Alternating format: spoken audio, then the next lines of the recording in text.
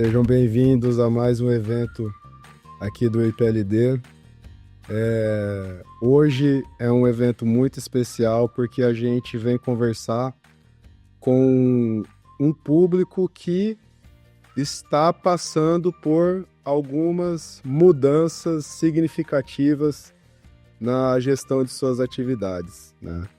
Então a gente trouxe aqui 3 grandes profissionais que eu admiro extremamente, tá? Fico bem feliz de estar aqui com eles, para que a gente possa conversar um pouquinho com vocês sobre como que a resolução 1721 vai trazer ali alguns impactos na atividade dos profissionais contábeis e principalmente como que a gente pode, eu gosto muito dessa filosofia, né, de olhar para uma obrigação legal e para as oportunidades que elas podem trazer.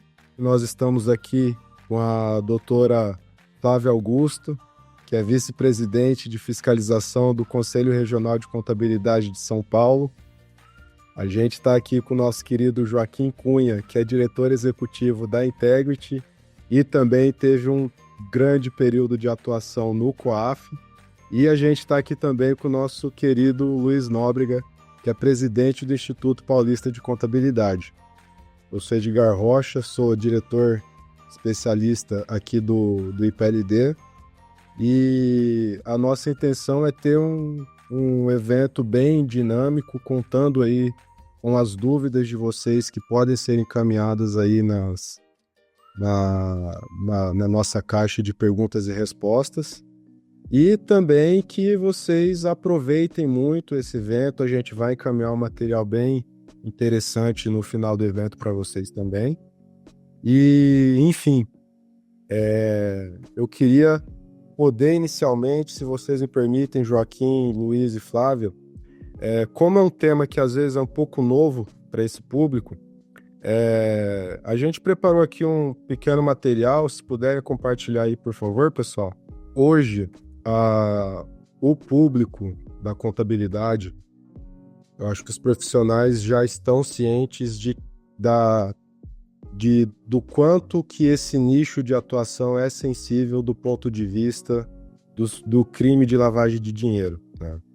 Então, a lei de lavagem de dinheiro, ela prevê ali, dentre as suas atividades, a atividade de contabilidade como uma daquelas que demandam uma atenção maior em relação a indícios de lavagem de dinheiro enquanto, né, os serviços contábeis são prestados.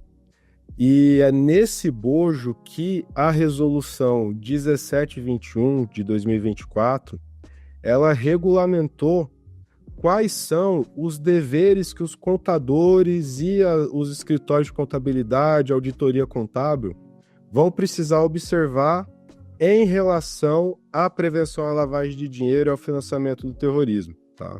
E nesse sentido, a gente quer conversar com vocês hoje, junto com a Flávia, com o Joaquim e com o Luiz, sobre as principais obrigações de PLD que a norma traz, tá?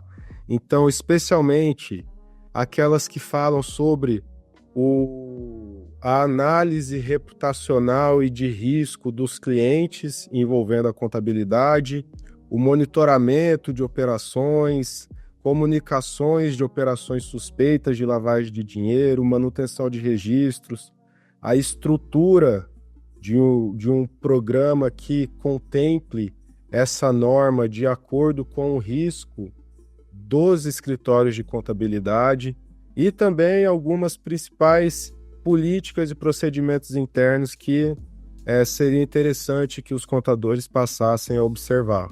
Por isso, a gente buscou trazer aqui também, junto com esses deveres, algumas oportunidades para que os profissionais possam, enquanto também se preparam para cumprir a norma, obter ali também meios de alavancar seus próprios negócios também.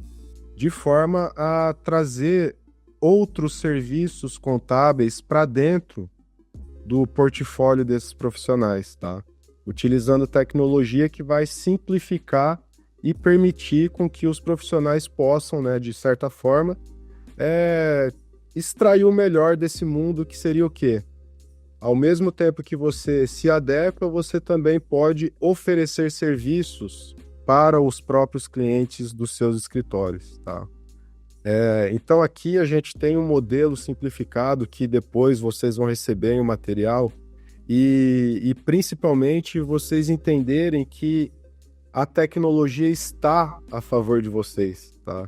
Então, o que às vezes pode parecer muito complicado quando você pega para essa regulamentação, já existe uma tecnologia, já existem profissionais que conseguem simplificar tudo isso para que vocês tenham um trabalho muito mais voltado para o negócio, né? Em detrimento de uma operação extremamente complexa, tá? E esse é o meu principal convite para vocês, tá?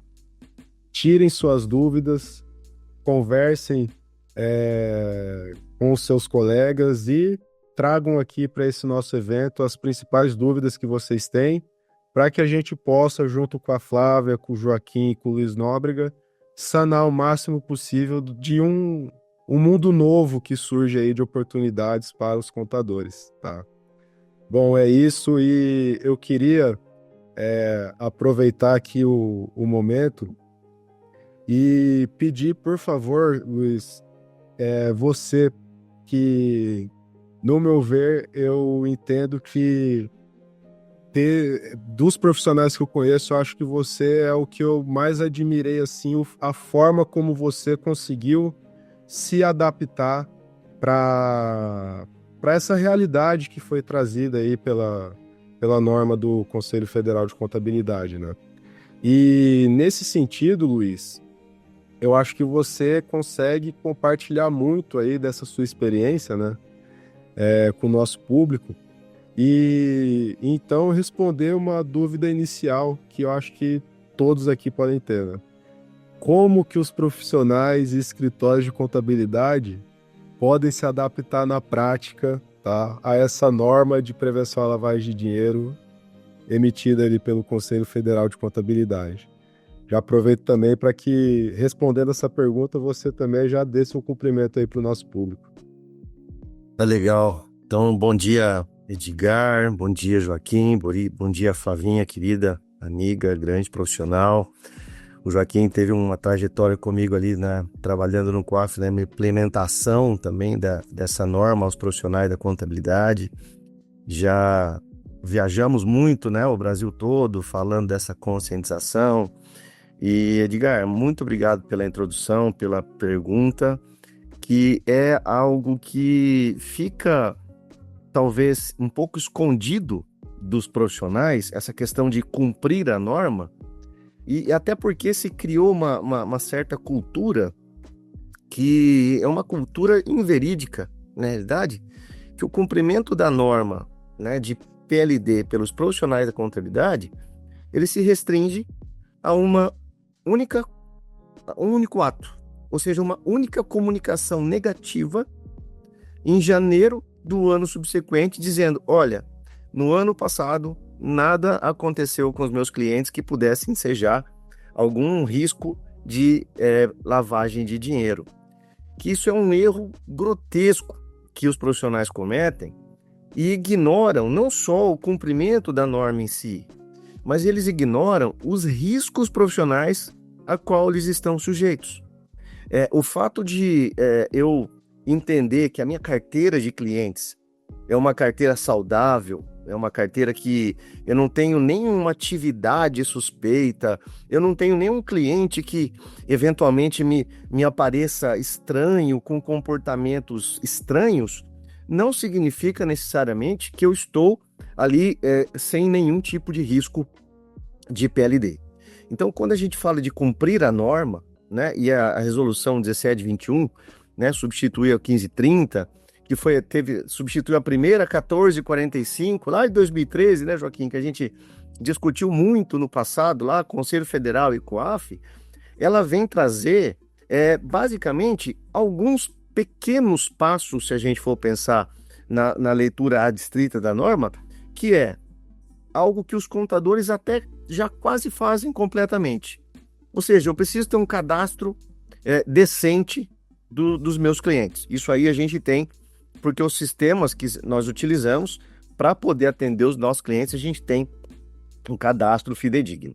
Registro das operações. Aqui a gente já começa a ver um certo gapzinho, porque o registro das operações, ele tem, né, no rigor da lei, ele tem algumas características que vão ter que ter atenção do profissional para que, se eu precisar de rastreamento, eu as tenha. Depois vem o quê? Uma política de prevenção. E aí já começa a não ter a devida atenção dos profissionais. E um erro comum poxa, política, né? Meu escritório é pequeno, eu vou ter que me equiparar aí a bancos, né? A instituições financeiras robustas para ter políticas. Não, você pode pegar hoje com o advento da inteligência artificial e fazer uma política de prevenção. E não é só o fato de ter o papel, é também de você entender que isso vai lhe proteger.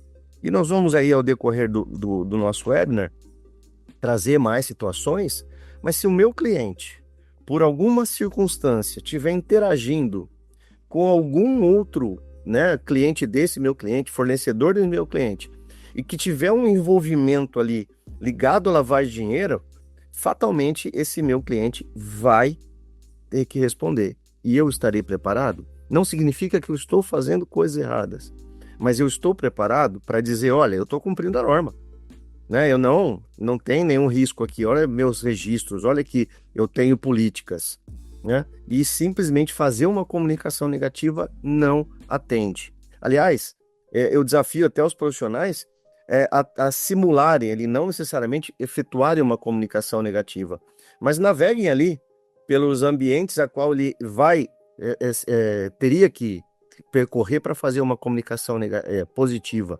E ele vai ver ali grandes situações de risco que ele, às vezes, nem imagina que está correndo.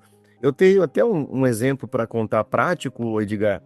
Acho que não é o momento ainda, e eu falo demais, vou pedir que você levante a plaquinha, né? Chega, mas inicialmente acho que eram esses aí os considerandos. Já fui indelicado aí atropelar vocês com tanta informação, mas é que é um assunto que empolga mesmo. Sim, eu falo, PLD é um assunto apaixonante, né? E quando você junta ainda com novidades que vão diretamente no setor que você atua, é mais apaixonante ainda, né? E eu acho interessante, Luiz, do que você está falando, né? Em relação a... E aí o Joaquim e Flávia também, fiquem à vontade para qualquer comentário, tá? Mas eu acho muito interessante que você fale em relação a contadores, não se assustem no sentido de você agora tem uma obrigação como se você fosse um banco. Não, não é isso. Não é isso que a norma está dizendo. A gente tem que olhar para os riscos, né? E quando eu penso em risco, é impossível não pensar no Joaquim, né? Que foi meu grande mentor em relação à PLD, principalmente quando a gente precisa entender a dinâmica, né, sistemática ali envolvendo a prevenção à lavagem de dinheiro. Então, acho que nesse ponto, Joaquim, seria muito interessante, tá, entender um pouco aí de você, principalmente levando em conta o seu histórico ali junto ao COAF, né, que você vivenciou diversos movimentos ali na lei de lavagem de dinheiro, né? Então, assim, no que toca a ampliação dessas atividades reguladas, né? Então, as atividades que passam a ter ali as obrigações relativas à PLD, como foi o caso dos cartórios, as juntas comerciais, e no que interessa hoje para a gente, né? Os contadores, né? Como que você imagina, ouvindo um pouquinho aí do que o Luiz também falou, né? que seria ali o melhor caminho para que esses profissionais e firmas de contabilidade possam se adaptar a essa norma, né? Eu acho que o Luiz ele conseguiu fazer um movimento que é um case de sucesso ali dentro da área contábil, porque conseguiu se adaptar muito bem a essa nova realidade. E aí seria muito legal ouvir de você, né, tendo todo esse seu histórico, como que você vê que os setores vão se adaptando a essas novas exigências de PLD, sabe? O que você estima aí que seriam as melhores formas disso ser conduzido pelos profissionais? Bem, bom dia a todos. É um prazer estar aqui com o Dr. Luiz Nóbrega, meu companheiro aí de jornada, e que longa jornada, né? Doutora Flávia, prazer em tê-la aqui conosco. Doutor Edgar, que a gente sempre está conversando e discutindo pontos ligados aí à prevenção à lavagem de dinheiro, né? E principalmente bom dia aí o pessoal que está nos acompanhando aí nessa manhã. Muito, muito bom tê-los aqui. Já estou vendo que a gente está com várias pessoas aí no nosso webinar. Bom, esse tema realmente, eu acho que antes da gente adentrar aí na resposta à sua pergunta, Edgar, é interessante a gente fazer uma pergunta para nós mesmos, né? De onde viemos, onde estamos e para onde vamos, né?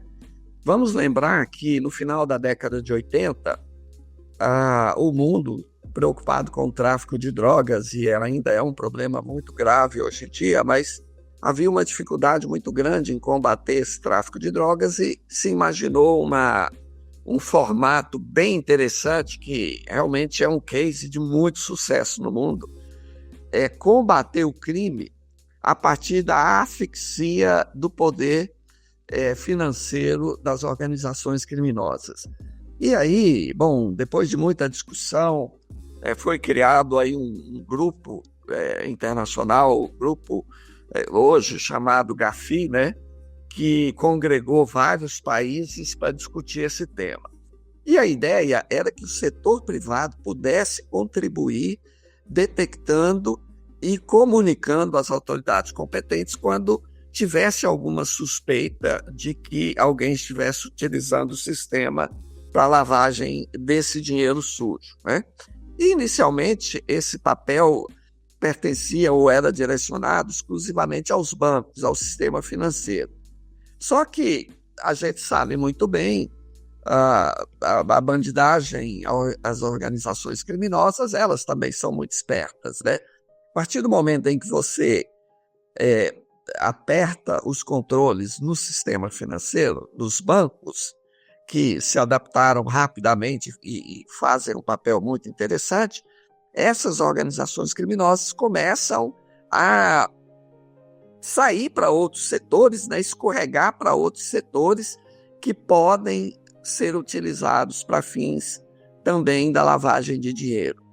E aí tem um ponto muito importante que chega até vocês. A partir de então, foram sendo integrados outros setores também muito importantes do sistema de valores mobiliários, depois a própria compra e venda de imóveis, depois os cartórios e até chegar finalmente aí aos profissionais da contabilidade, né? E às vezes vocês podem até perguntar o seguinte: bom, se hoje a gente sabe muito bem disso, toda a movimentação financeira, todo negócio que é realizado, num dado momento, ele vai passar por um banco, ele vai chegar numa instituição financeira. Então, por que eu, contador, tenho que me preocupar com isso, se num dado momento isso vai ser carreado para uma instituição financeira que já tem controles bastante rígidos sobre isso? Bom, aí é que está o problema. Por quê? A lavagem ela pode acontecer num momento prévio. E quando esse recurso for para a instituição financeira, ele já está lavado, digamos assim. Aí é o risco da atuação do contador. E vale lembrar, a gente deve comentar também sobre isso mais adiante, mas na semana passada tivemos uma grande operação policial envolvendo movimentações financeiras numa instituição de pagamento, esses pequenos bancos, as fintechs, né, que hoje prestam um serviço interessantíssimo para a sociedade, mas podem, se não muito controladas, serem utilizadas para lavagem de dinheiro, né? Então, uma dessas fintechs movimentou em um ano 6 bilhões de reais do crime, né, do tráfico, mais ligados diretamente ao PCC e ao Comando Vermelho, que na hora de ter ali os seus recursos lavados, embora sejam inimigos, digamos assim, elas formam uma joint venture na hora de utilizar o sistema de lavagem de dinheiro, né? E por que isso é importante? Porque esse dinheiro que transitou, ele era transitado, ele era movimentado, ele era captado por mais ou menos 20 empresas. E onde essas empresas passaram?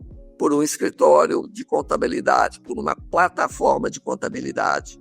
Aí, de novo, vocês podem pensar o seguinte: bom, mas eu só faço a contabilidade, eu não quero saber muito o que esse pessoal está fazendo. Mais ou menos, porque tem coisas que não se explica. Nesse caso específico, uma das empresas que movimentou mais de 200 milhões de reais no ano, ela tem no seu quadro societário uma pessoa que é beneficiária do Bolsa Família. Ora, o contador, ele sabe exatamente, ele conhece o que é SA das empresas, o quadro societário das empresas. Será que não daria para dar uma olhadinha? Claro, tem muito trabalho, mas será que é normal alguém que está ali no cadastro do Bolsa Família ser sócio de uma empresa que movimenta 200 milhões no ano? A gente vai passar a vida toda trabalhando aqui e não vamos movimentar 200 milhões de reais. E, mais uma vez, não é nenhuma discriminação a quem recebe os benefícios sociais. Nada de errado nisso. Mas, de duas, uma. Ou ele está fraudando os benefícios sociais, que eu acho pouco provável que alguém que movimente 200 milhões vá se dedicar a fraudar um benefício social para receber 600 reais por mês. Então, só nos resta outra alternativa. Essa pessoa é uma laranja, está sendo utilizada pelo crime para fazer esse tipo de movimentação. E onde é que o contador entra nisso? Entra aí com um problema no final. Sem dúvida nenhuma, esse escritório já está no inquérito policial e vai ter que responder como é que ele não viu isso. Passou tudo isso pelo trabalho dele e ele não percebeu, né? Daí, também, Edgar, sem querer estender muito, porque a gente acaba se empolgando e vai falando muito, a gente tem que pensar o seguinte: então, eu, enquanto profissional da contabilidade, qual é o meu padrão? O que efetivamente eu tenho que fazer da forma mais direta, mais simples possível e que, ao final do dia, eu estou cumprindo com a obrigação normativa e, mais ainda, estou me prevenindo de ser utilizado, do meu escritório, ser utilizado para fins de lavagem de dinheiro. Primeiro ponto, e para mim, talvez o mais importante, um dos mais, porque o outro, ao final, se reveste de uma importância ainda maior, mas é conhecer o seu cliente. Quem é meu cliente? E isso não tem tanta dificuldade. O doutor Luiz Nóbrega estava aí dizendo, no início, sobre essas questões. Todo cliente do escritório de contabilidade, ele é identificado. Até porque eu tenho que ter um contato muito grande com esse cliente. Às vezes eu faço quase tudo que diz respeito às questões financeiras, patrimoniais para esse cliente. Funciona assim. O meu contador, ele me liga, me pede coisas, me manda o seu extrato, me faça isso, me faça aquilo. Então ele me conhece totalmente, ele sabe quem eu sou, qual é a característica da minha movimentação, enfim, conhecer o seu cliente. Podem pensar o seguinte: mas é muito difícil, eu tenho muitos clientes, eu vou ter que ir na internet, vou ter que perguntar ao cliente. Não, hoje tem soluções que te entregam isso na mão. você joga o CPF da pessoa, o CNPJ da empresa. Aí o Edgar até mostrou aqui uma síntese da solução. Ela vai trazer para você quem é esse cliente, quais os riscos que estão ligados a esse cliente e mais ainda, que score de risco eu posso dar para esse cliente. Sem querer adiantar muito, mas tocando num ponto, e já passo, Edgar, a palavra, devolvo a palavra para você. Quando a gente classifica esse cliente, dá a ele um score de risco, eu estou totalmente em sintonia com a nova resolução do CFC, que fez um trabalho brilhante, diga-se de passagem, trazendo uma abordagem baseada em risco e clarificando diretamente para o contador o que é uma abordagem baseada no risco, que talvez seja a maior evolução que nós tivemos desde o início das normas, das recomendações do GAFI, no que diz respeito à prevenção e combate à lavagem de dinheiro. Eu não preciso ter o mesmo critério para todos os meus clientes. Eu preciso de avaliar o que é que me traz risco. Essa empresa que estava movimentando 6 bilhões de reais no ano, daquele grupo de 20 empresas, seguramente eu teria que olhar para esse grupo de empresas e classificá-las como de alto risco. Tem alguma coisa errada aqui. Eu tenho que olhar para essas empresas com muito mais critério. Diferentemente do doutor Edgar, ao prestar serviço, eu ao prestar serviço, que todo mês vem ali aquele patamar X de recursos, que todo mundo sabe, não vai mudar nada, né?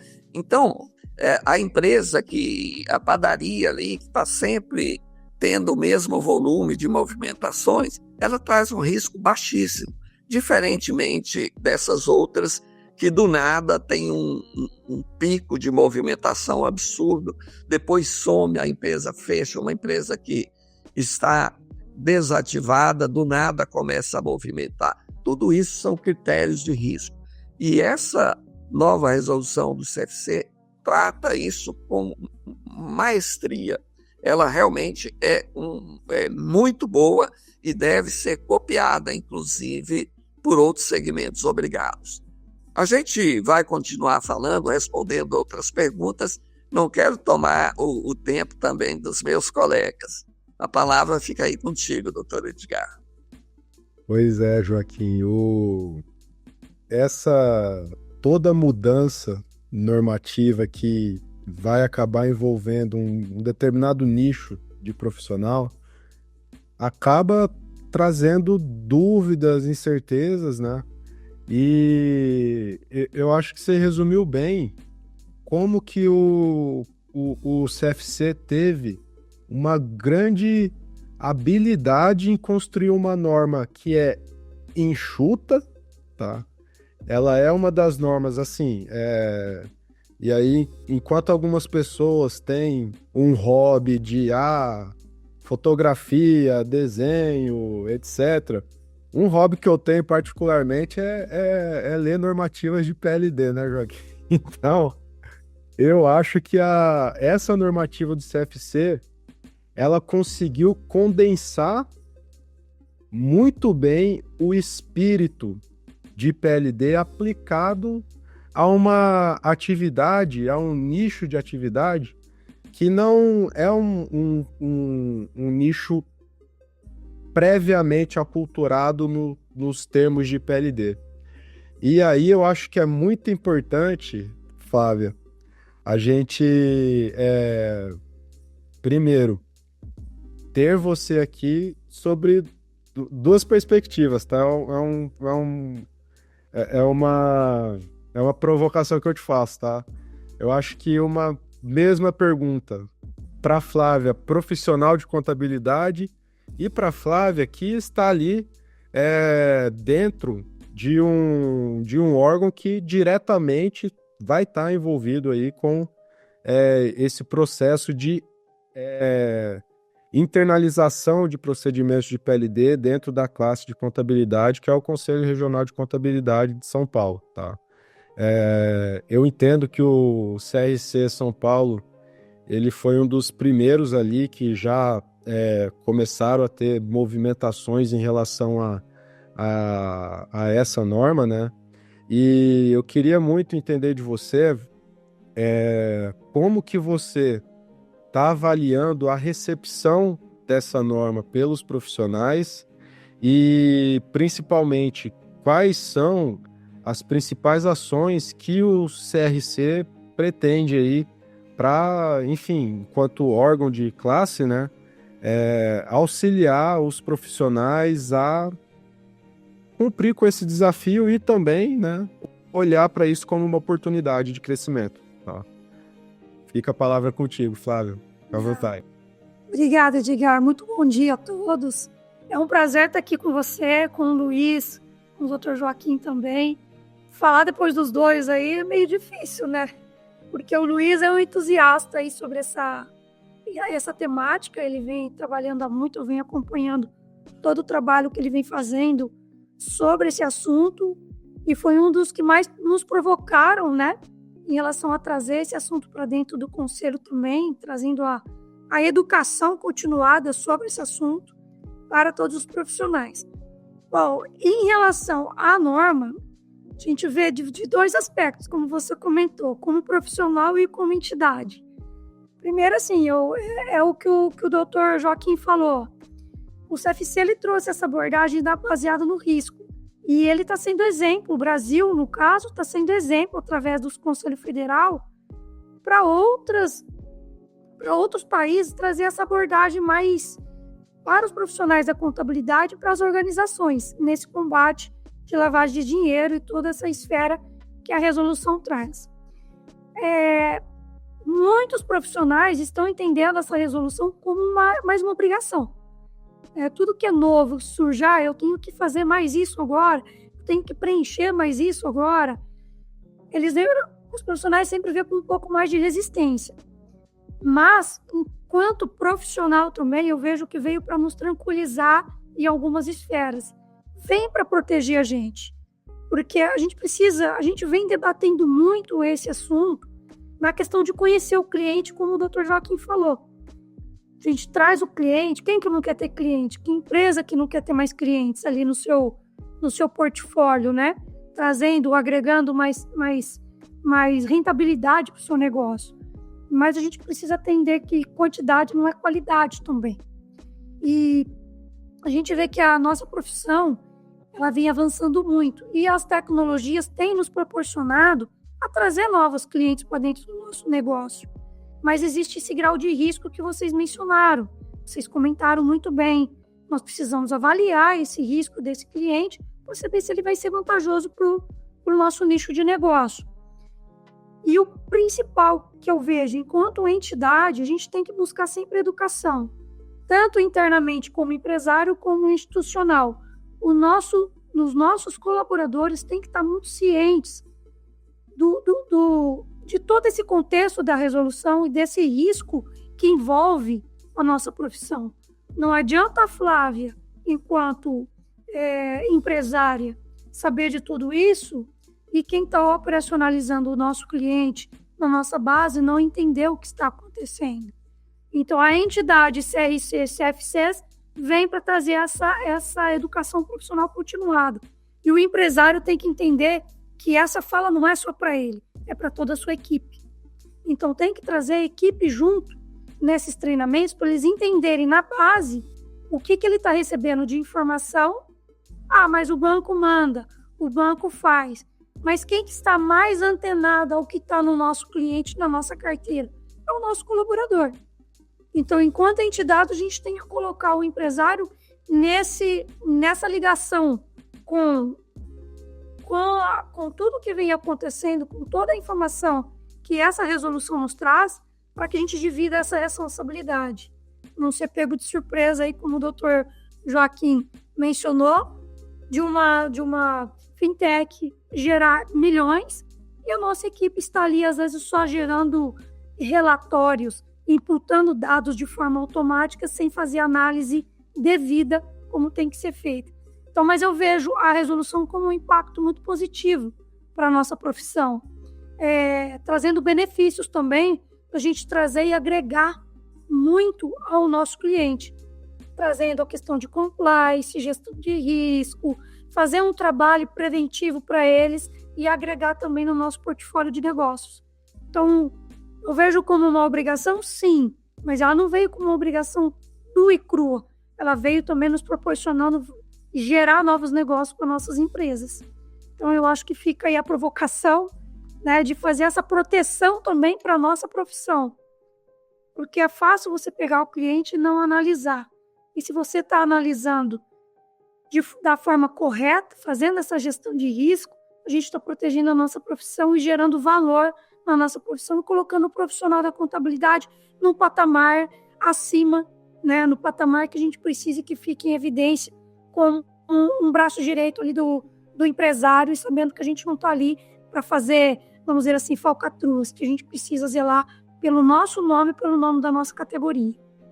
Eu acho que é isso. Acho que tem mais discussões ali para serem feitas, né? Eu acho que o Luiz e o Joaquim colocaram vários tópicos ali que dá para a gente discutir ainda ao longo da nossa conversa.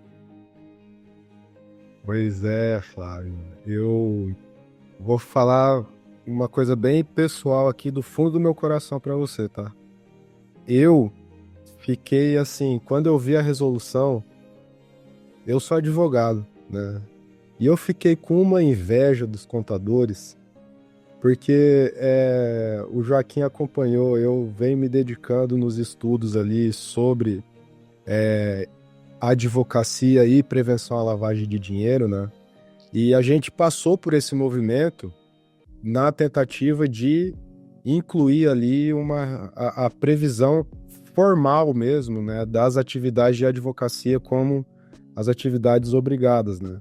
Eu já entendo que elas estão ali, mas a gente queria que tivesse, de fato, ali advocacia dentro do rol ali de atividades obrigadas. E a recepção dos advogados foi muito ruim, porque as pessoas às vezes não entendem que essa norma ela vai trazer uma segurança que você às vezes não tinha antes. Os contadores antes da norma ficavam extremamente expostos, porque eles não sabiam o que não existia um procedimento do que fazer se eventualmente a sua instituição está sendo usada ali para lavagem de dinheiro. Hoje você tem uma clareza nisso, sabe? Então eu confesso que eu fiquei com muita inveja dos contadores quando essa resolução saiu, tá? E Flávia, Luiz, querem fazer algum comentário nesse ponto? Fiquem à vontade, tá? Pode abrir o microfone e a gente conversando. Flavinha, fica à vontade, depois eu complemento. Essa recepção, eu acho que na contabilidade, pelo menos eu estou sentindo que os profissionais que eu estou conversando está sendo muito mais positiva, né? E aí eu retorno a palavra aí para você, Flávia, Luiz. É interessante o que você comentou, Edgar, porque assim, a resolução ela não é nova, ela veio com algumas alterações significativas agora em 2024. Essa obrigatoriedade já existia para os profissionais.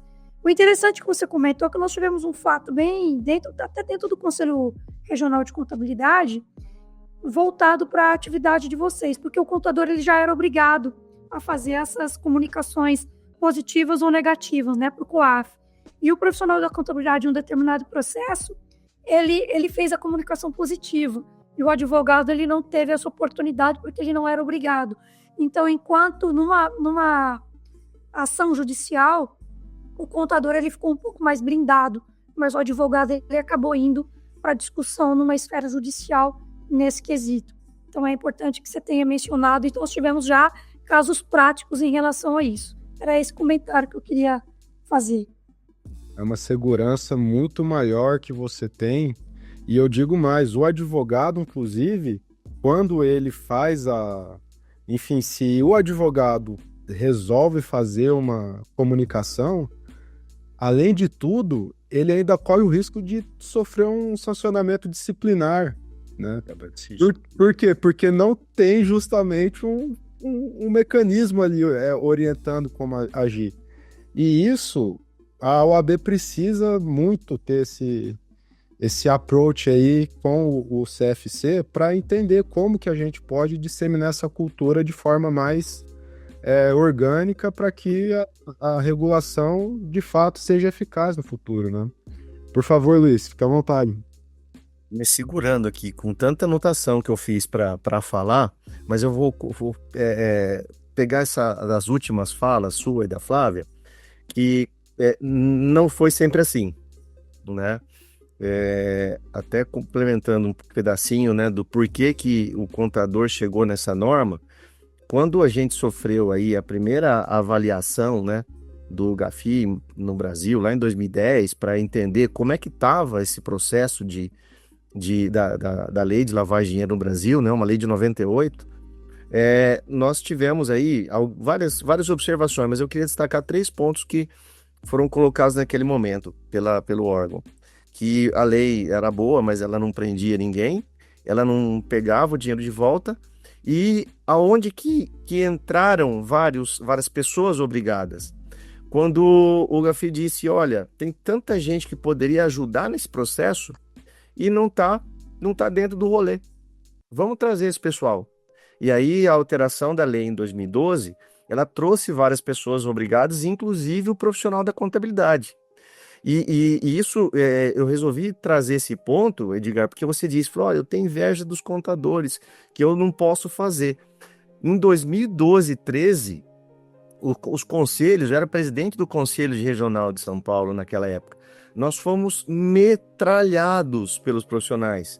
Aonde que está o regulador que não nos defende? Ou pior, o Conselho Federal criou uma norma que a gente já está tão assoberbado com tanta coisa para fazer, e vem o Conselho Federal e cria uma norma.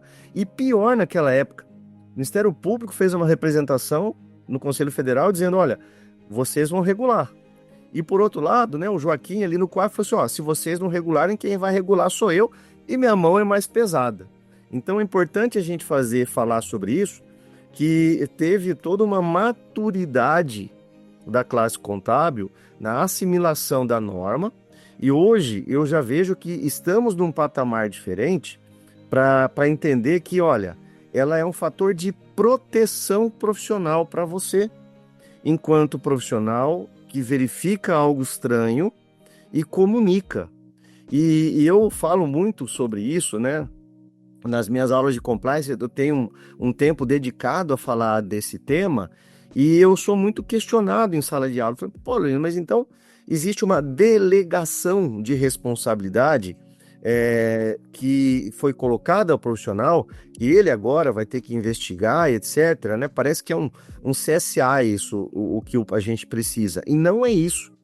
Nós temos que, a partir do momento que nós entendemos que aquele fato tem alguma suspeição ligada à lavagem de dinheiro, a gente vai no endereço eletrônico não do Conselho Federal, mas do COAF, e diz ali, né, dá o que a gente tem de convencimento para dizer que aquela operação é suspeita. E às vezes essa suspeição, ela vem até de pessoas até mais preparadas. E me permita contar um case que aconteceu no escritório, e isso faz muito tempo, né? Isso estou falando aí de 2010, então a gente nem estava ainda obrigado. Mas o que aconteceu? Eu recepcionei um cliente no escritório de contabilidade que era uma boate. Era inclusive uma franquia de uma boate. E a pessoa que me procurou naquele momento, eu vou dar o nome fictício aqui, foi o João. Ele, né, foi ali, me procurou, fechamos negociamos honorários, fechamos o contrato e comecei. Ele era o meu elo, né, meu ponto focal na empresa era o João. Essa empresa já veio aberta, né, de um outro escritório, que nem era da minha cidade. Ok, recepcionamos a empresa. O João não estava no contrato social, tá certo? Eram outros 2 sócios. E começamos a operar. Na minha cabeça, o João era um funcionário, um gerente. Primeira folha que foi rodada, o João também não estava na folha. E aí entra um outro aspecto muito importante que a Flávia colocou, que às vezes não é o Luiz empresário, mas é a pessoa da operação que me trouxe a seguinte informação: Luiz, tem alguns lançamentos aí, valores relevantes, 30, 40 mil reais, que não tem contrapartida nenhuma, é crédito na conta, mas não tem nota fiscal, né? Não tem, né, um consumo, enfim, né, da boate ali. E aí fui conversar com o João, que não era sócio, repito. Ô, João, o que é esses valores? Ah, Luiz, isso é patrocínio, é no comum em boate. Marcas de bebida famosas, de energético, patrocinam a boate. Eu falei, bom, então você deve ter um contrato, alguma coisa. Eu falei, Luiz, esses caras são muito enrolados. Eu falei, opa, peraí. Estamos falando de empresas, né, multinacionais que colocam ali 30, 40 mil reais, mas até então, esses aspectos de lavar dinheiro, para mim era uma questão de evasão fiscal. Ok, a gente vai administrando até que eu tinha conta num determinado banco, que esse cliente eu recomendei abrir ali também. Era inclusive perto da empresa dele. E aí a gerente do banco, né, que já tinha expertise, né, desses aspectos de lavar dinheiro, falou, Luiz, aquela boate XPTO é teu cliente, né? É. Você conhece o João? Conheço, é com ele que eu lido. Aí a gerente falou, e você conhece os sócios? Eu falei, não conheço. Pois é, Luiz, ele veio abrir conta aqui, inclusive você que recomendou, mas o banco vai negar, o banco não vai abrir, tá muito estranho isso. Aí deu aquele estalo. Então, precisei aí de apoio de alguém que já estava envolvido no processo, mas eu, né, não sei também se aquilo teve um desdobramento, essa boate fechou, a gente fez o extrato social desse cliente, não é mais nosso cliente. Então são aspectos que a gente tem que ficar ligado e às vezes passa por onde, né? Como a Flávia disse, passa pela equipe. A equipe que levantou foi, tem uns valores aqui estranhos. E um outro aspecto que eu queria chamar a atenção, antes de devolver a palavra para vocês, é que uma das mudanças da lei, também lá em 2012, quando trouxe os profissionais da contabilidade, foi que não existe, né, na lei alterada, na 9.613, com as alterações, não existe mais o crime antecedente tipificado, como era originariamente na lei de 98. Então, se a gente pegar, né, falar no Planalto e coloca a lei, os artigos iniciais ali, né, o que caracteriza uma lavagem de dinheiro, né, aí você tem lá, né, atividades ilícitas, né, vai falar de crime de terrorismo, de tráfico de droga, de arma, papapá. Depois de 2012, isso não existe mais. Então precisa ter os aspectos do processo de lavagem, que eu não vou me atrever a falar aqui com a presença do Joaquim, não sou louco de falar isso, de atravessar o professor, mas o que chama atenção dentro do nosso contexto profissional da contabilidade é que se eu tiver ali um crime contra a ordem tributária e eu ainda tiver o processo de ocultação, né, o processo de reintegração, né, eu vou estar incorrendo também num crime de lavagem de dinheiro. Isso aproximou demais a comunidade dos profissionais da contabilidade desse tema. Porque se eu não tinha, né, clientes esquisitos, suspeitos, ali esse cara acho que é ligado aí a tráfico, eu não tinha, em tese, preocupação.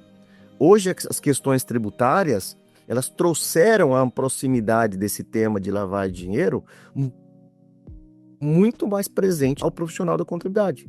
Isso significa que eu preciso ter muito mais atenção, não só no aspecto de deixa eu ver o que eu preciso fazer para ficar em conformidade com a norma e ok, não, é realmente usar a norma, usar a abordagem baseada em risco para que eu possa trazer segurança profissional dentro da minha atividade.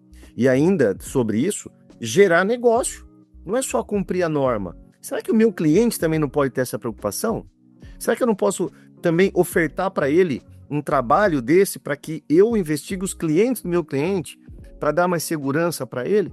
Ou seja, de uma norma que além de eu cumprir, eu posso me proteger, eu posso gerar negócio.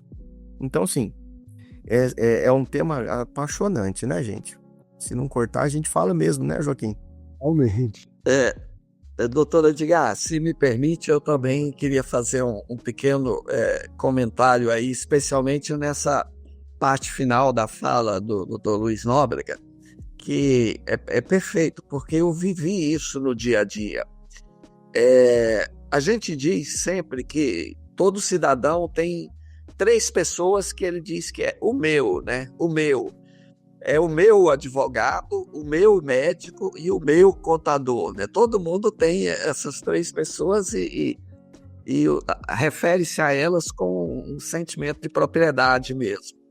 E o contador, ele é tão importante para as empresas que, às vezes, o próprio profissional da contabilidade não se atenta para isso. Não era, quase sempre, isso não era raridade de forma alguma. Só lembrando que o COAF regula aqueles segmentos que não têm órgão regulador próprio, fiscaliza e aplica pena, aplica sanções para aqueles que não cumprem, né? E nesse trabalho, a gente via o tempo todo lá a pessoa obrigada colocando a culpa em quem? No seu contador. Que eles diziam o seguinte: não, mas toda essa parte de cumprimento, de compliance, no que diz respeito a questões financeiras, patrimoniais e etc., isso é o meu contador que faz. Só ele que sabe. Eu não comuniquei, eu achei que ele deveria ter comunicado ou ter me falado que era para comunicar.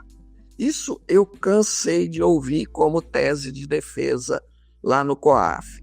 O que eu quero dizer com isso? Quero me aliar à sua linha de raciocínio, Nóbrega. O contador, ele não vai ser exigido só para cumprir sua obrigação de PLD. Ele vai ser instigado pelo cliente dele para que ele o ajude a cumprir com as regras que esse cliente dele tem que cumprir. Então, vocês podem se preparar porque, além de ter que cumprir, vocês vão ter que ajudar outras pessoas a cumprir. E daí, todo o trabalho deve ser remunerado, obviamente. O contador pode, sem dúvida nenhuma, auxiliar. Eu sempre dizia isso. Algumas coisas. O Nóbrega já mencionou. O meu cliente, o cliente do profissional de contabilidade, ele precisa também conhecer os seus clientes, os seus fornecedores, os seus empregados. Por que você não pode fazer isso para ele, né? Se você vai pagar, por exemplo, uma base de dados para consulta, isso hoje em dia é muito barato, tem uma qualidade muito boa.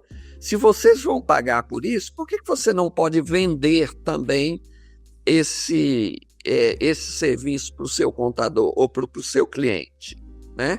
Outro ponto, os setores obrigados, e aí praticamente estão todos dentro do escritório de contabilidade, ele tem que fazer a sua declaração negativa que o Nóbrega se referiu aí no início da fala dele.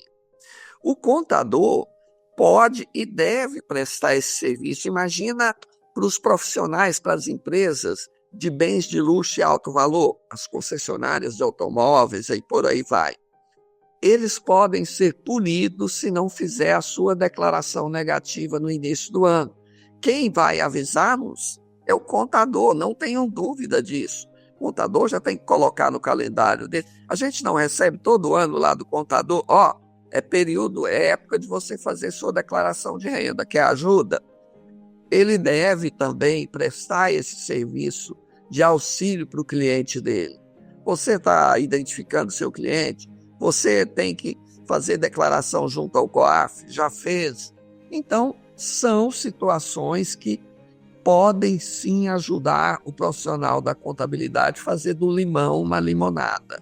Você vai cumprir com a sua obrigação e ainda vai criar um novo serviço a ser prestado aí para os seus clientes. Isso é muito legal, Joaquim, que você colocou, porque isso é um fato, né? Existem outros setores obrigados que a gente, como você mencionou, o setor bens de luxo, joalherias, etc., revendas de automóveis, né? Corretoras imobiliárias, enfim, eles precisam fazer essas declarações se tiveram ou não situações suspeitas de lavagem de dinheiro, etc. E isso faz todo sentido que todos eles têm um escritório de contabilidade por trás deles, né?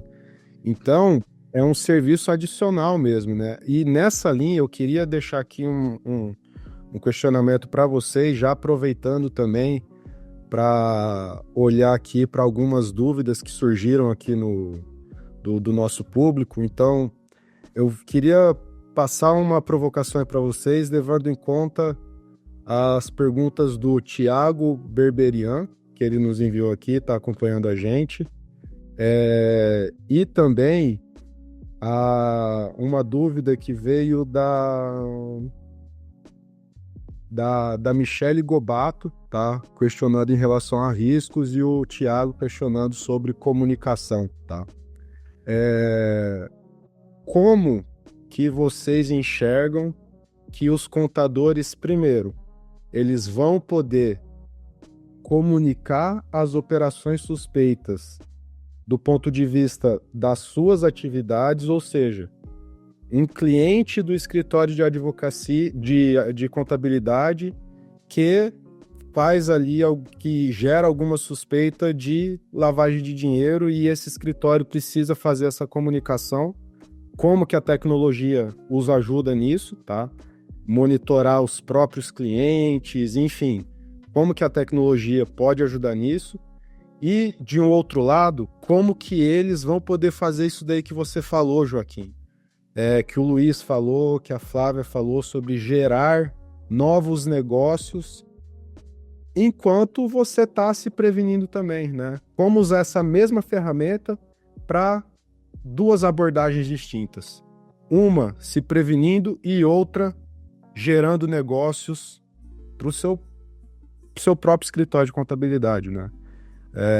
Se vocês quiserem comentar, fiquem à vontade aí. Luiz, Joaquim, Flávia, por favor. Acho que eu posso começar. Eu vejo que o que acontece, hoje você tem, né, as ferramentas. Vamos imaginar como que nós faríamos isso nos idos da lei ali, lá em 2000, quando a gente teve início, né, a obrigatoriedade dos profissionais da contabilidade, lá em 2013, que a gente tinha aí basicamente uma ferramenta de busca, né, sem muitas automações, que demoraria aí, né, consideráveis horas para você fazer um processo de due diligence robusto, a fim de afastar risco de algum cliente que você tivesse algum tipo de suspeição. Né? Hoje o Edgar mostrou aí no início do webinar uma ferramenta, talvez se fosse do interesse do público, que pelo jeito fazer uma outra demonstração um pouquinho mais, não detalhada, mas um pouquinho mais pormenorizada. Mas o que acontece? Eu consigo ter esse monitoramento do meu cliente basicamente com pouquíssimos comandos, né? Informando quem é esse meu cliente, e essa ferramenta faz a varredura, e à medida que existe um nível de risco, essa ferramenta me reporta e eu posso ali, então, fazer uma comunicação ou não. Depois eu queria até falar um pouquinho sobre essa questão da comunicação, desmistificando. E como que isso gera valor para o meu cliente? Vamos lá, não quando eu detecto um problema e comunico, né? Mas o meu cliente, será que ele também não pode ter as mesmas dores que eu, seja de um setor regulado ou não? Né? E por que não? Porque às vezes a oportunidade, mesmo de um setor não regulado, às vezes esse meu cliente atende clientes grandes que têm ali os seus processos de compliance, e que para esse meu cliente poder então atendê-lo, ele também tem exigências. E aí eu, então, sabedor da norma, sabedor das possibilidades que eu tenho, inclusive de tecnologia, eu posso falar, olha, eu posso te ajudar. Eu posso te ajudar. Recentemente, bateu na porta do escritório um cliente que estava fazendo uma aquisição, né? Então, eu fui fazer uma due diligence para M&A. E dentro de tudo que a gente teve lá, o cliente-alvo que seria comprado tinha alguns pormenores que o meu cliente não sabia, não abortou a missão, mas oportunizou para esse meu cliente, inclusive, uma renegociação do valor que estava sendo ali já costurado. Eu gerei valor para o meu cliente, né, dizendo para ele de alguns riscos que ele não sabia, né, e ele acabou, né, investindo de uma forma diferente. Ele economizou dinheiro, gerou oportunidade de negócio para o meu cliente, para mim e para o meu cliente. Então, essas são as pequenas introduções. E eu vou deixar o Joaquim e a Flávia falar, mas depois eu queria voltar um pouquinho nessa questão da comunicação, viu, Edgar? Combinado. Vamos voltar sim, com certeza. Esse é um tema importante que eu acho que a gente depois vai ter que abordar antes de chegar aí o final. Eu acho que o Nóbrega foi muito preciso aí. O cliente do profissional de contabilidade, ele faz negócios, ele tem fornecedores, ele tem parceiros, ele tem empregados, inclusive, e esse serviço ele pode ser prestado pelo escritório de contabilidade. Por quê? Porque esse cliente... E aí tem uma coisa muito interessante. Essas plataformas, via de regra, as pessoas olham para ela e falam, não, mas eu consumo pouco, então não faz sentido eu contratar uma plataforma, porque pode ficar caro para mim. Mas a partir do momento em que o meu contador faz isso para mim como prestação de serviço, óbvio que ele vai cobrar por isso, mas ele faz quando eu preciso, num volume pequeno, eu posso, na minha empresa, pedir para verificar os meus empregados, né, os meus parceiros, os meus colaboradores, os meus clientes, até certo ponto, e não vai custar tão caro para essa empresa, diferentemente dela ter que contratar uma plataforma para que ela use lá. Então, acho que é muito importante como serviço sendo agregado à obrigação do contador, né? E isso para o cliente vai ser muito importante porque ele vai receber um dossiê pronto daquele parceiro dele. Ele, dentro do processo de conhecer esse parceiro, ele já vai ter muito mais segurança aí no momento de fazer o seu negócio. Então é toda uma questão de, como eu disse, de fazer do limão uma limonada, né? Se vocês me permitem aí, até para conectar, Luiz, com o que você está falando das comunicações, tá? Veio uma dúvida aqui do meu querido Paulo Aracá, que ele já foi aqui do IPLD também, já foi nosso conselheiro, atua no ramo também de contabilidade, né? E ele traz ali uma questão sobre capacitação e experiência. Sobre, enfim, no sentido da norma, não deixar claro o que é capacitação e experiência para que os profissionais possam fazer esse aculturamento de PLD. Aí, Flávio, eu acho que é muito importante a gente entender um pouco aí de você das principais iniciativas que o CFC, e em conjunto ali com o CRC São Paulo, estão buscando aí tirar do papel para justamente poder fazer um aculturamento mais aprofundado desse público, né? Para que eles compreendam cada vez mais a norma, suas responsabilidades, etc. E também no sentido de deixar bem claro que existe sim uma necessidade de capacitação, que é aquele aspecto mais técnico, né, de o que você deve, o que não deve fazer, como fazer, etc. Mas tem todo esse outro lado de aculturamento, que é um pouco do que a gente está fazendo hoje, de entenda o seu papel, né? E eu acho que principalmente nesse aspecto de entender o papel, ninguém melhor do que você para nos dizer aí quais são suas expectativas, né? E o que vocês pretendem aí fazer ao longo desse ano para, enfim, trazer mais um pouco desse aculturamento em PLD para a classe, tá?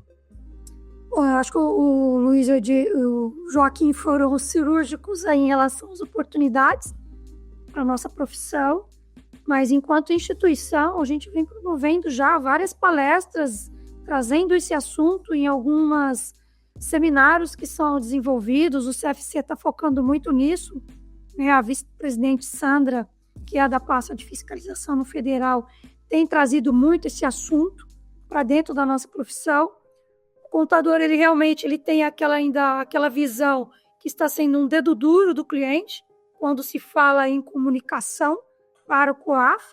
Então, isso a gente tem tentado também tirar a mentalidade do profissional, que não é que ele está sendo o dedo duro, mas ele está protegendo a sua empresa, seu nome e a nossa profissão como um todo nessas comunicações que devem ser feitas e não ali só apenas em janeiro, lá fazer a comunicação negativa e achar que está tudo certo, como já foi mencionado. Então, enquanto entidade, a nossa promoção mesmo é de educação profissional continuada, trazendo essas temáticas para debates, para assuntos, e a gente pede muito que o público contábil também solicite essa comunicação e essa fala nossa, porque a gente trabalha muito com o que o profissional também quer ouvir. Nós estamos hoje fazendo, dentro do Conselho de Contabilidade, um dos nossos lemas de gestão é SRCSP para todos. Então, a gente está pegando toda a comunicação de todos os nossos representantes, que são 155 representantes dentro do nosso estado, e trazendo essas temáticas regionalizadas, de temáticas para trazer assuntos de relevância para dentro da pauta de debates dentro do Conselho, levando a parte de palestras e discussões em seminários, workshops, webinars. Nosso YouTube também está recheado de informações, e temos também esse assunto da resolução nova, que vem desde 2024, que a gente já trata esse assunto. Então, assim, nós estamos totalmente abertos, fazendo parcerias com outras instituições que estão trazendo o assunto em debate, assim como vocês, que nos convidou aqui para estar debatendo o assunto, levando cada vez mais essa temática. E eu acho que é uma mudança de cultura, mudança de pensamento dos profissionais que a gente precisa ter. E vocês estão de parabéns em trazer esse assunto, debatendo aí com o Joaquim, que é um ex-diretor do COAF, sabe muito bem do assunto, o Luiz Nóbrega, que já vem tratando essa temática há muito tempo junto conosco. Então, assim, nós estamos totalmente abertos a trazer essa resolução para desmistificar esse assunto para todos os nossos profissionais. Sim. Doutor Edgar, Pode falar. só colocando aí um ponto em relação à dúvida do Aracac, a observação que ele nos trouxe, embora a norma não defina claramente o que é treinamento, o que é capacitação e o que é conhecimento, digamos assim, o conceito que todos nós usamos, e o legislador sempre está indo nessa linha, e algumas normas já trazem essa previsão, é de que toda empresa tem que ser capacitada, tem que ser sensibilizada para o tema da prevenção à lavagem de dinheiro. Então, estamos falando, por exemplo, de um grande escritório de contabilidade, ou estamos falando de um banco que tem dezenas de milhares de empregados, todos têm que ser sensibilizados para o tema da prevenção à lavagem de dinheiro. Hoje já é muito mais palatável esse tema. Todo mundo já ouve na TV ou vê no jornal falar sobre lavagem de dinheiro. Ninguém tem muito mais dúvida do que é isso. Mas pensem lá no início, quando dizia lavar dinheiro. Bom, primeiro parecia, o nome já é horrível, né? Porque remete a, bom, eu vou lavar as notas, que coisa estranha é essa? E nem todo mundo tinha a obrigação de saber sobre isso. Então, era muito importante, todos os legisladores, as recomendações do GAFI previam isso, que todo mundo na empresa teria que ser sensibilizado sobre esse tema.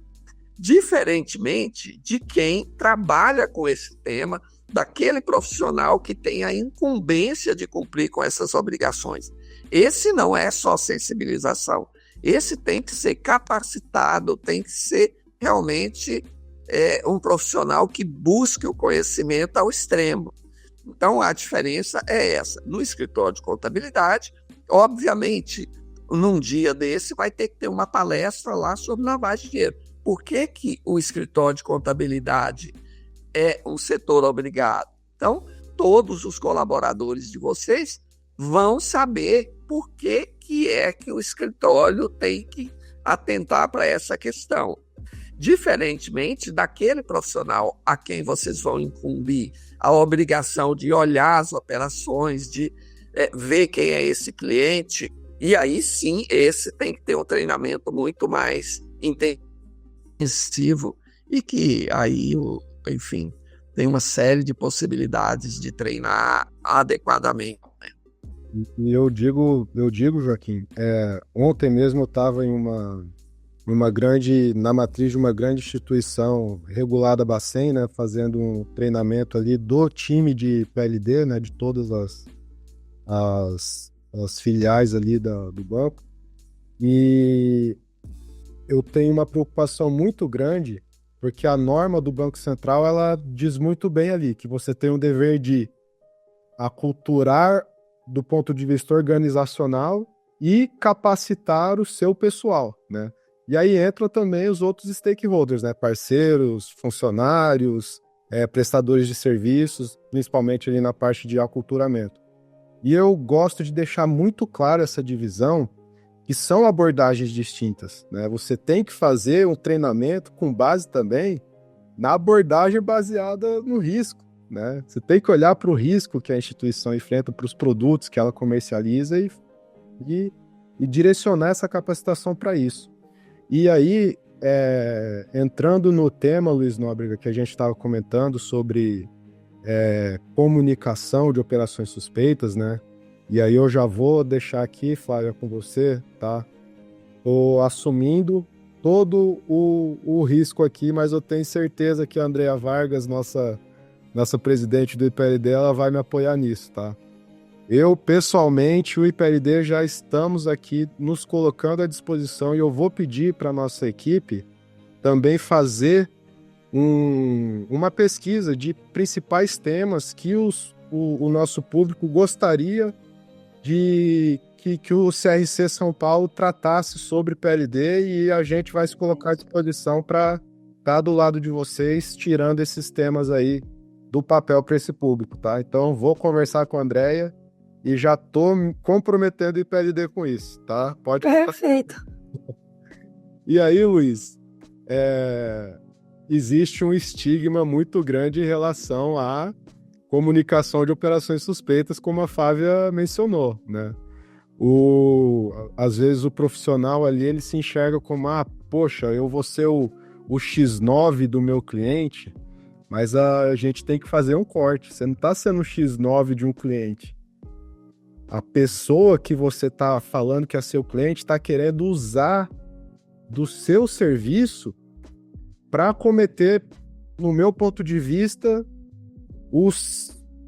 dos piores crimes que existe, que é a lavagem de dinheiro, que fomenta financiamento do terrorismo, fomenta tráfico, fomenta todo o resto, né? E nos coloca em uma situação de extremo caos social, né? Então, Luiz, existem aqui algumas dúvidas do nosso público, falando muito sobre a comunicação para o COAF, tá? Então, as pessoas têm muito essa dúvida. O que eu devo comunicar? O Marcelo Vicente, ele questionou, haverá necessidade de fazer monitoramento de mídias negativas do cliente? E surgindo essas mídias negativas em um cliente, por exemplo, como que ele deve reportar isso daí em uma comunicação, né? A classificação do riscos, o Otton Lima colocou ali essa questão.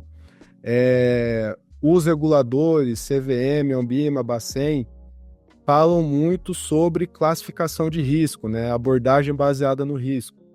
E a norma do CFC traz ali todo um anexo que eu achei muito interessante, muito rico, que é um guia para aplicação da abordagem baseada no risco, tá? Dentro das atividades de contabilidade. Então, assim, eu passo para vocês essa questão sobre comunicação ao COAF. O que vocês enxergam, como quebrar esse estigma, como que a tecnologia vai ajudar aí os contadores nesse procedimento e, eventualmente, inclusive, os outros clientes dos próprios escritórios, né, serem alertados para que aí avaliem a possibilidade de comunicar ou não. E aí é um ponto importante, né? Quem determina a comunicação ou não é a pessoa obrigada. Essa parte não se terceiriza. Porém, atividades acessórias que possam levar ali a avaliar, que possam ser elementos de avaliação de uma comunicação de operação suspeita, eu entendo que também poderiam ser feitas ali pelos contadores, né? Então, se vocês puderem explorar um pouquinho esse tema, eu acho que desperta muito interesse aí do nosso público e muita dúvida, principalmente, tá? Não, bacana. Eu tava anotando aqui, acho que algumas questões importantes para a gente falar sobre a comunicação ao COAF, né? Primeiro que saber o que é suspeito, né, o que é atípico dentro de um escritório, a própria vivência do profissional e o alerta à equipe, né, a sensibilização à equipe, como a Flávia trouxe lá no início, isso é muito importante, né? Nós tivemos uma apresentação acho que do antigo presidente do COAF, o Gustavo, não sei se o Joaquim estava numa apresentação dessa, no Conselho Federal, ele trouxe um exemplo. Ele disse lá, não vou falar o segmento da empresa, mas um caso real. Uma empresa tem um faturamento linear, né, na casa aí de R$200 mil mensais. É um faturamento, né, de certa forma, bem reguladinho ali, 200 mil por mês. Num determinado mês, essa empresa, que eu não vou falar ainda o segmento, ela teve um pico de R$3 milhões. Aí ele fez a pergunta, esse comportamento é atípico e suspeito? A tendência é dizer, sim, é atípico e suspeito. Ele falou, não, pera, atípico ela é, porque ele deu um pico, né, inesperado. A suspeição vai demandar o quê? Uma análise. Quem é essa empresa? E aí ele trouxe a informação, é um escritório de advocacia. Peraí, mas de 200 mil foi para 3 milhões? Vamos entender o que aconteceu. Doutor, de 200 mil para 300 milhões foi uma ação que a gente tinha, né, patrocinávamos essa ação, a gente tinha um percentual do êxito e saiu. Pode me compartilhar essa sentença? Pode me compartilhar esse contrato? Posso. Continua sendo atípico? Continua. É suspeito? Não. Então, essa avaliação de risco vai passar por uma análise inicial. Segundo ponto importantíssimo dessa questão de comunicação. O artigo 13 da 1721, ele fala do sigilo, né? Então, essas comunicações serão mantidas em sigilo, né? O inciso 5º do artigo 10 da lei, ele fala que é dever manter em sigilo caso eu comunique algo ao COAF.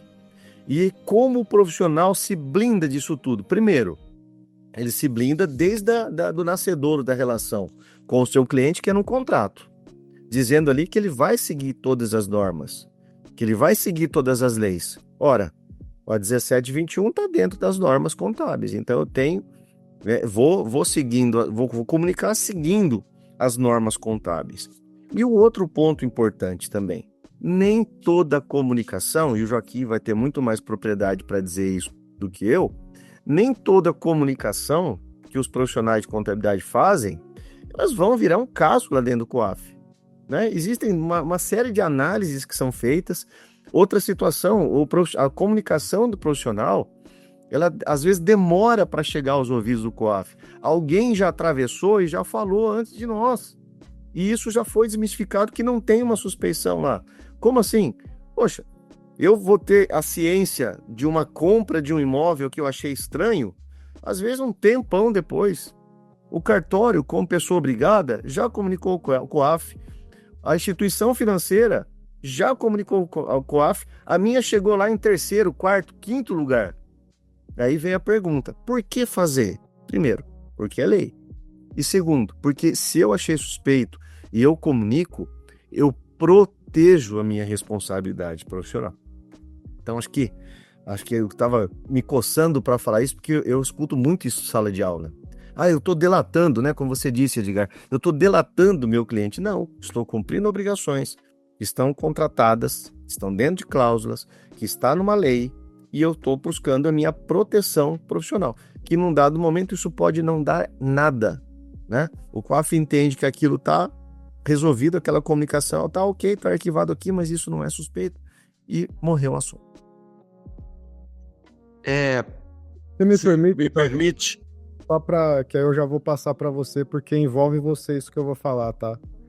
O talvez até um tema, Flávio, para ser explorado depois pelo CRC, no sentido de que eu lembro que teve uma vez, Joaquim, não sei se você vai lembrar, mas eu estava atendendo um cliente e ali a gente conversando, né, eu estava justamente analisando a qualidade das comunicações que esse cliente fazia ali para o COAF. E eu lembro que você me ensinou uma coisa muito importante para conduzir essa frente, né?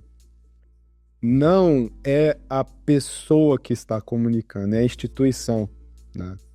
Então, muitas vezes acontece o que inclusive eu estava conversando com a Denise, que faz parte aqui da nossa equipe, e ela foi também do COAF, né, analista do COAF, e ela me falou algo muito interessante. Às vezes as pessoas colocam, o gerente da conta me disse isso. Não, você tem que formar, a área disse tal coisa, né? Despessoalizar um pouco as informações nesse sentido, né? E aí, Joaquim, queria que você comentasse também um pouco aí do que o Luiz falou, e se possível que você depois tentasse conectar, talvez a Flávia também dar um olhar dela, uma questão que o Otton Lima comentou aqui, tá? Que hoje os escritórios de contabilidade já fazem ali o que a gente chama de BPO financeiro, né? Já prestam serviços de terceirização contábil para os clientes deles, né? Então, como que isso daí é exatamente a mesma lógica do que a gente está propondo nesse encontro, né? Então, se você puder, Joaquim, fazer esse comentário sobre a fala aí do Nóbrega, já conectar você e a Flávia com esse outro tema aí, vai ser ótimo. Não, perfeito. Eu queria voltar só um pouquinho. No início da minha fala, eu disse que o conheça seu cliente era o pilar mais importante. Depois eu me corrigi e disse, o mais não, um dos mais. Então, eu quero voltar ali para dizer, conhecer o cliente é fundamental, porque é a partir dali que você vai ter toda uma visão sobre as suas movimentações financeiras, sobre os negócios que ele realiza. Você conhece o cliente, identifica e qualifica esse cliente. O segundo ponto e aí sim, esse é o ponto mais importante de todo o sistema de PLD, que é a comunicação que o setor obrigado, a entidade obrigada vai fazer para o COAF. Todo esse arcabouço, ele deságua nesse ponto mais importante, que é a comunicação. Esse elemento é o diferencial desse modelo de prevenção e combate a crimes. Por quê? Porque é onde o setor privado diz para o ente público que aqui passou algo estranho. Nóbrega disse muito bem, não é que eu estou dizendo que alguém está cometendo um crime. Eu estou dizendo que, do ponto de vista aqui da minha profissão, da minha atividade, essa operação ou esse movimento, enfim, esse negócio não é comum, ele é atípico. E aí comunica isso ao COAF. Por quê?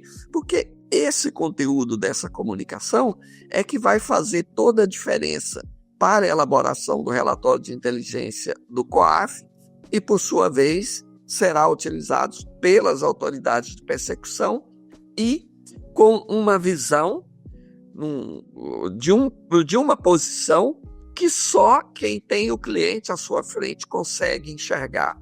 Mais ninguém, nem a investigação, nem outros pontos, tem essa visão privilegiada do cliente, do seu negócio, né? Então, a comunicação, ela é fundamental. E, para isso, é preciso que ela tenha um elemento muito importante, que é a qualidade dessa comunicação.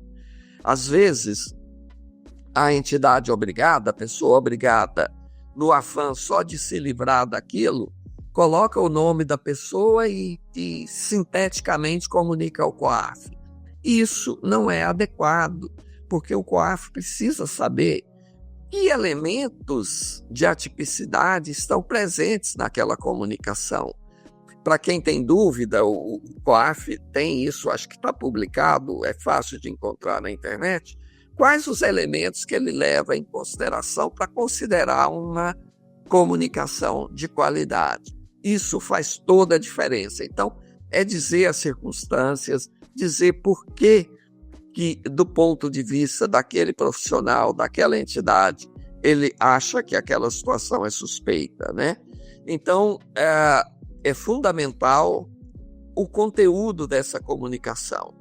Outro ponto, também amarrando aí ao que o Nóbrega disse, é que nem tudo que é comunicado como comunicação suspeita vai virar ou vai, a partir dele, abrir um inquérito policial, uma investigação. Não, o COAF recebe em torno de 30 mil comunicações por dia. Óbvio que a maioria delas são comunicações de operações automáticas, do tipo que a norma 1721 traz para comunicar toda a operação realizada em espécie acima de R$100 mil. Tem várias normas que trazem situações de comunicação obrigatória. Então, a maioria dessas 30 mil comunicações são comunicações automáticas, sem análise de mérito. Mas aquelas comunicações chamadas comunicações de operações suspeitas, elas têm que ter um conteúdo adequado, uma qualidade, né? E a partir daí é que o COAF vai juntar essa comunicação que ele recebeu com outras situações suspeitas que eventualmente podem ter sido comunicadas por outros segmentos, que envolvem outras pessoas, que envolvem outras empresas, que envolvem outros fatos. A partir dali, amarra-se toda essa teia e elabora-se, a partir daí, um relatório de inteligência, agregando conhecimentos e dados de uma abrangência muito maior, aí sim facilitando o papel da autoridade de persecução. Então, pensem na atividade, no papel de vocês, como uma pedra, como diria o Lial, o atual presidente do COAF, uma peça do Lego. O que vocês estão mandando é uma peça do Lego. E o COAF está montando esse Lego. E aí, sim, ele vai entregar o quadro completo ou a estrutura completa para a autoridade que vai investigar e que, por sua vez, também vai agregar outros elementos oriundos aí da capacidade e da qualidade que ele pode trazer dentro de uma investigação formal. Então, é um pouco disso que eu queria trazer para vocês. Não se preocupem com o fato de estar comunicando. Vocês não estão dedurando ninguém, vocês não estão sendo pessoas que estão condenando outras. E, de novo, quem está comunicando é uma entidade obrigada, não é o Edgar, não é o Nóbrega, não é a Flávia. Isso será feito independentemente de quem estiver à frente daquele processo. É só a gente lembrar do papel do Ministério Público, que às vezes a gente para pensar, será por que o procurador, o Ministério Público e às vezes a polícia também, eles não têm muito medo? A polícia, ótimo, ela está armada, é mais tranquilo, mas o Ministério Público não. Ele oferece denúncias escabrosas sobre pessoas, fatos e empresas, e ele está ali todo dia, todo mundo sabe quem é o procurador, ele está na cidade, a pessoa sabe onde ele mora. Por que ele não tem medo? Porque não é aquele procurador que está fazendo isso, é a entidade Ministério Público. Se alguém tira aquele procurador de circulação, outro virá e a coisa vai continuar do mesmo jeito. Então pensem na comunicação, não é algo com esse grau de gravidade, é apenas um indicativo de algo atípico, está muito distante do que eu trouxe para vocês, mas é um elemento em que o que está sendo feito aqui é uma obrigação legal, que independente de ser o A ou B, ela será comunicada. Bom, eu acho que em relação à comunicação, o Joaquim foi cirúrgico, né? Ele, mais do que ninguém ali, sabe os pormenores ali para estar colocando dentro dessa comunicação. Tivemos já uma atividade, eu acho que foi o ano passado, falando com o próprio pessoal do COAF, colocando que muitos profissionais estavam jogando algumas informações que para o COAF não fazia sentido. Né, os profissionais com medo começaram a jogar algumas informações que nem estavam na obrigatoriedade de fazer a comunicação. Mas eu vou pegar um pouco a pergunta ali do Otto, que ele mencionou sobre o BPO. Eu vejo assim, muitas empresas contábeis estão também oferecendo o serviço de BPO financeiro. Então eu vejo assim, como passa pela mão do profissional da contabilidade, que também está obrigado a fazer a comunicação do COAF para o COAF, tem que se atentar, sim, ao que a empresa está fazendo, ainda mais se é um cliente dele, para estar analisando toda essa movimentação e se tiver também algo que indique essa suspeição, né, esse ato ilícito, que ele possa identificar com o olhar técnico dele, também que faça a comunicação para preservar, né, a atuação dele enquanto profissional da contabilidade. Eu vejo assim que a norma, a resolução, ela veio mais para alavancar e fortalecer a credibilidade do profissional da contabilidade, dentro de todo o contexto econômico, né, nosso. Então, assim, eu acho que o Luiz falou muito bem em relação dessa parte de treinamento, também mencionando a questão da equipe, o Joaquim trazendo ali a obrigatoriedade de como fazer essa comunicação, e nós precisamos do olhar técnico, né, do que a gente precisa identificar na nossa visão técnica e conhecimento de causa do cliente para saber se vai realizar aquela comunicação ou não. Pessoal, infelizmente o nosso tempo passou um pouquinho já da nossa previsão, mas como o Luiz falou, o tema é muito apaixonante. Se deixar, eu fico aqui a tarde inteira com vocês, mas eu acho que foi muito importante a gente trazer para esse público uma perspectiva assim, né? Com a norma, né?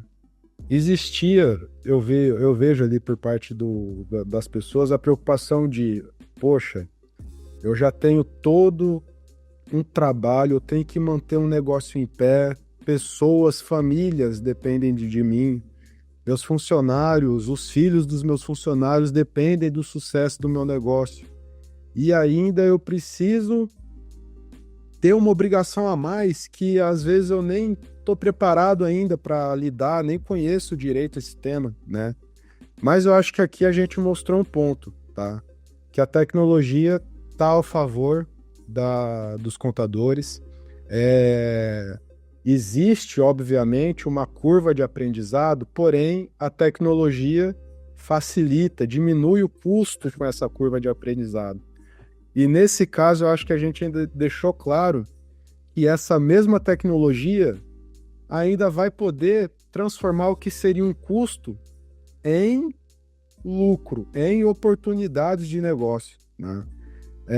Então, com essa última provocação, eu passo aí as palavras para vocês, para que vocês possam agradecer, se despedir aí do nosso público também, e daí suas palavras, suas considerações finais. E invertendo um pouquinho a ordem no começo, vamos começar contigo, Flávio. Por favor, fica à vontade. Obrigada, Edgar. Eu fico muito feliz de poder participar desse debate. Como você mencionou, é um assunto que dá para a gente ficar estendendo aqui o dia todo. Quando o papo é bom, a gente extrapola o tempo mesmo, né? Profissionais ainda gabaritados para falar sobre o assunto, como o Luiz, você, o Joaquim. Me sinto honrosa aqui de estar podendo estar com vocês, trazendo um pouco da visão enquanto instituição, porque é isso que a gente precisa, trazer esses debates, essas ações, fazer a capacitação do profissional, para que eles não vejam a norma apenas como uma obrigação, né? Mas que eles vejam isso como uma proteção da nossa profissão, que é o principal. A gente precisa fortalecer a imagem do profissional da contabilidade, que a gente já viu também envolvidos em muitas situações críticas, né?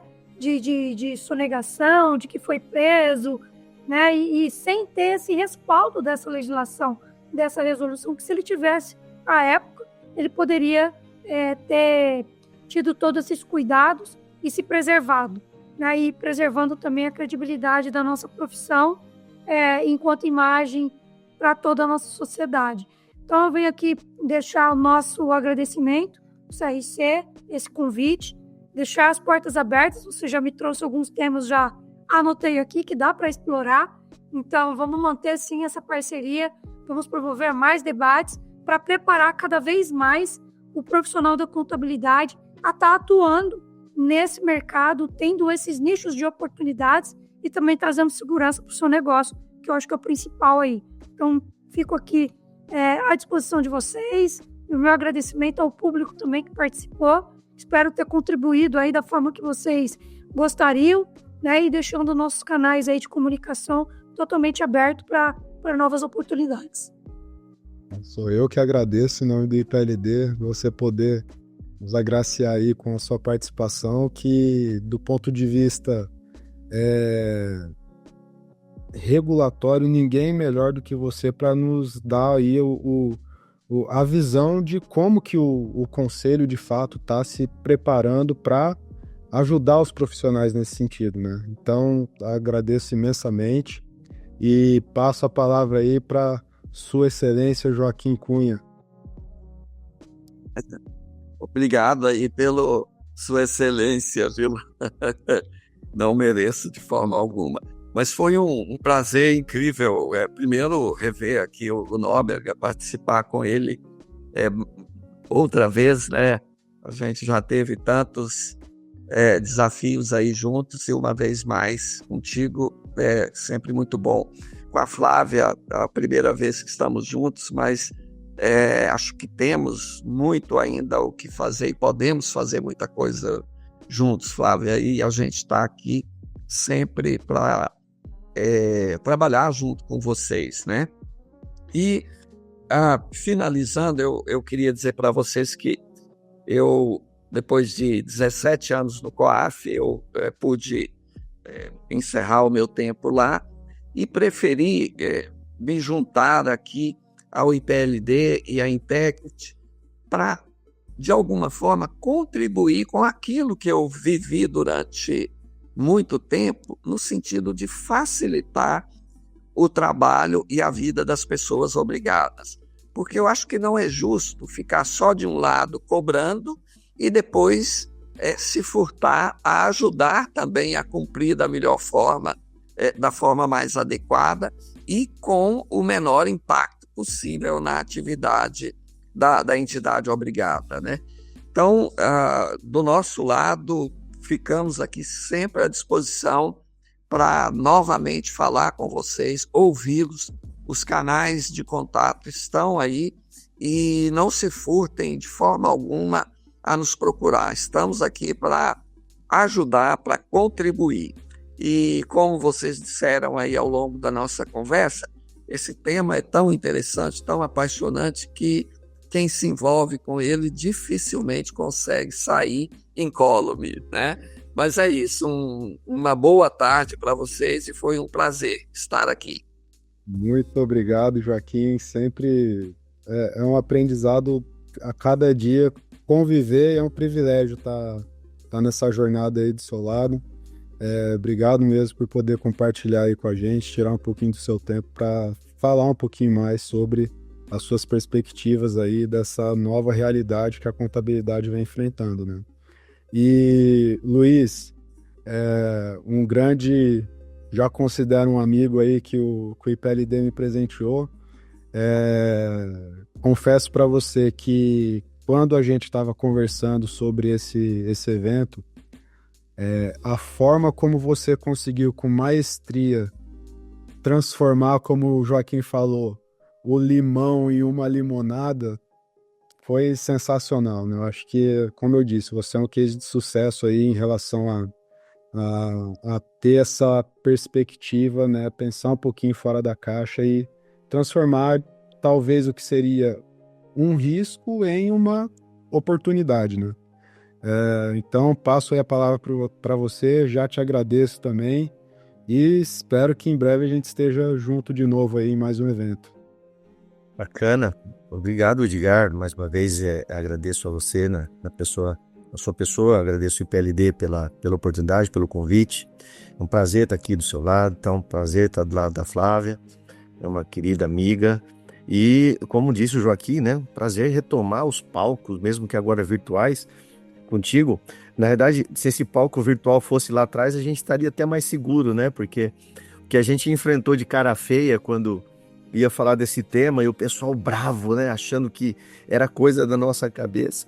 Mas foi muito bom, foi um aprendizado muito bacana na época. Eu agradeço então e finalizo voltando uma fala inicial, para que os profissionais entendam que o que a gente está tratando aqui é muito mais do que uma comunicação negativa em janeiro, dizendo que eu não tive nenhum cliente que lavou dinheiro.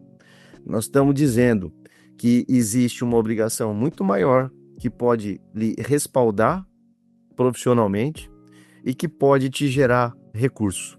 Às vezes a classe contábil, a Flávia vai me deixar aqui, não vai me deixar mentir sozinho, a classe contábil é um pouco tímida em falar em dinheiro, em lucro, mas no final do dia é uma coisa legítima que a gente busca no dia a dia e nós estamos falando aqui não só de cumprir uma norma, mas de uma grande oportunidade também de, além de cumprir a norma, trazer proteção e ganhar dinheiro com isso, usando, né, do que a gente já falou aqui, das ferramentas para oferecer isso aos nossos clientes. Então, uma boa tarde a todos, né? Um bom feriado, já estamos quase chegando aí no feriado. Um prazer dividir os palcos com vocês três. Eu que agradeço, Luiz, em nome de todo o IPLD, em nome da nossa presidente Andréa Vargas. Agradeço Joaquim, Flávia, Luiz por estarem aqui compartilhando. Agradeço esse nosso público. Tivemos aí mais de 200 profissionais de contabilidade conectados com a gente nessa manhã. E, enfim, reforço que entrem em contato com a Flávia, com o Joaquim, com o Luiz, comigo. A gente compartilhou aí os LinkedIns, o Instagram também, da Integrity, do IPLD. Sempre vai ter conteúdo de qualidade ali para vocês, tá? E todo mundo aqui super bem acessível. Então entre em contato com a gente. Reforço, inscrevam-se para o nosso congresso do IPLD, que está previsto ali para o dia 20 e 21 de maio. Vai ser um evento incrível, vai ser um evento com muita troca de informação, muito network, então acompanhe ali, tá? E por fim, agradeço a toda a nossa equipe que nos ajudou a organizar esse evento, a Gabi, a Babi, Priscila. Agradeço também a todos os nossos colaboradores que diariamente nos animam muito, né, Joaquim, para continuar lutando pela prevenção à lavagem de dinheiro, pela prevenção ao financiamento do terrorismo, porque essa é a nossa missão, é compartilhar conhecimento e é sempre estar aqui ao lado das pessoas para usar um pouquinho da nossa experiência para tornar um pouco dessa jornada mais simples, mais fácil e que, se tudo der certo no final, gostem ainda mais de PLD assim como a gente gosta, né? Então é isso, gente. Um grande abraço, obrigado a todos e continuem aí acompanhando o IPLD e também agradecer a nossa querida Integrity que nos apoiou aí na organização desse evento. Um forte abraço.